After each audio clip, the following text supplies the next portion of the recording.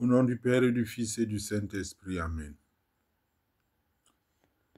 En des temps d'anxiété politique, sociale ou même d'angoisse religieuse, écoutons ce que dit le Seigneur Dieu. Ne crains pas, crois seulement.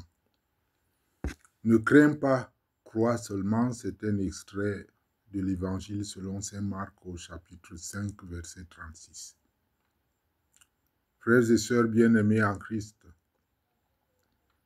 Jésus vient de guérir une femme qui souffrait de perte de sang depuis très longtemps, juste par la puissance que dégage son manteau. Nous connaissons tous ce passage. Il a été sollicité au préalable par un dignitaire juif nommé Jaïr, qui lui demandait de se rendre à sa résidence pour guérir sa fille gravement malade. Hélas, un émissaire vient leur annoncer le décès de la fille. Pour le père, c'est une véritable catastrophe. Eh bien, la mort tombe souvent comme un couperet. Elle vient mettre fin à tout, fin à toute activité, fin à tout espoir. La mort vient nous montrer la limite de tout. Elle est vraiment terrible. Nous ne pouvons rien contre elle. Ceux qui ont perdu un être cher le ressentent. Saint Paul nous dit d'ailleurs que la mort est le dernier ennemi du Christ. Dans 1 Corinthiens 15, verset 26, le dernier ennemi qui sera détruit, c'est la mort. Mais la mort n'est pas la seule chose qui me dépasse ici-bas. Il y a tant de situations qui ne dépendent pas de moi. Tellement de choses que je souhaiterais voir changer, que je souhaiterais faire. Tellement de choses ne se réalisent pas. Jésus va finir par ressusciter la fille de Jaïr. Ainsi, il se hisse déjà au-dessus de la mort. La résurrection de la fille de Jaïr me montre que Dieu peut tout, que sa puissance est au-delà de tout ce que je peux penser. Aujourd'hui, donc, le Seigneur m'adresse une parole qui traverse mes nuits d'angoisse et mes jours de confusion. Ne crains pas, crois seulement. Par cette parole, Jésus parle aussi à ton cœur, toi qui nous écoutes, auditeur, auditrice de Verbum Média. Quand tout semble te dépasser, crois seulement.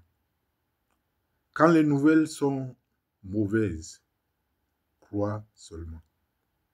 Quand les projets s'effondrent, quand il n'y a pas de luminosité sur ton chemin, quand tu ne comprends plus rien, quand tu te dis « Seigneur, pourquoi ?»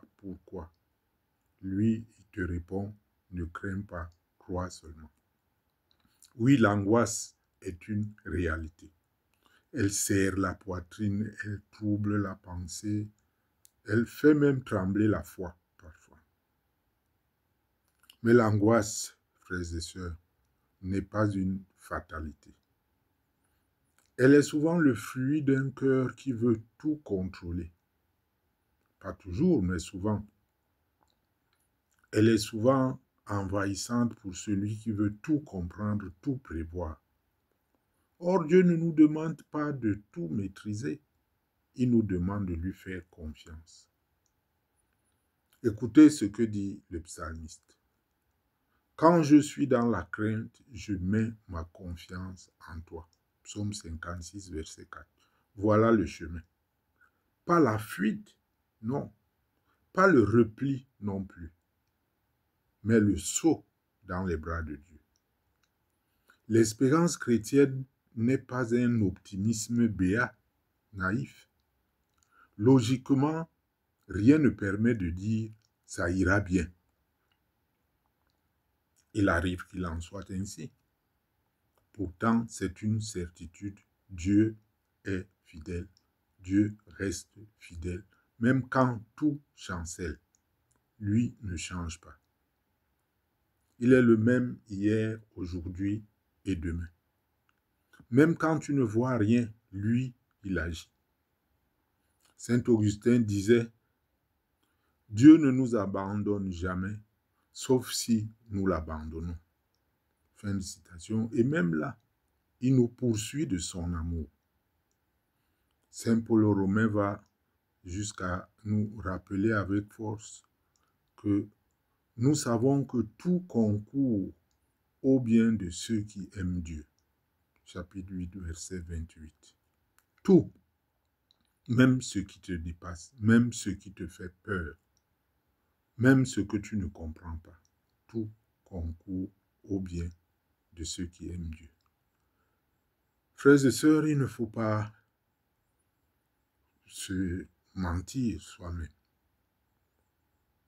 Je ne suis pas Dieu, tu n'es pas Dieu. Tu n'as pas à porter le monde sur tes épaules. Tu n'as pas à résoudre tous les problèmes, ni les tiens, ni ceux de ceux qui se confient à toi. Tu n'as pas à sauver le monde. Tu n'es qu'un simple serviteur. Si tu le veux, tu peux concourir à sauver le monde en servant le Seigneur, en l'aidant dans son œuvre salvifique. Tu as à te mettre entre les mains du Seigneur. Mais cela demande de l'humilité. Ce sera difficile pour ceux qui aiment se mettre devant pour qu'on voit que c'est eux qui ont fait ceci, cela. Cela demande de l'abandon. Difficile pour ceux qui luttent contre eux-mêmes, contre le sort, sans recourir à la prière. Cela demande la prière. Et dans la prière, tu peux dire, Seigneur, je ne comprends pas, mais je te fais confiance. Je ne vois plus rien, mais je marche. Je suis dépassé, mais je m'appuie sur toi. Beaucoup de saints ont d'ailleurs de très beaux écrits sur cette marche dans les ténèbres.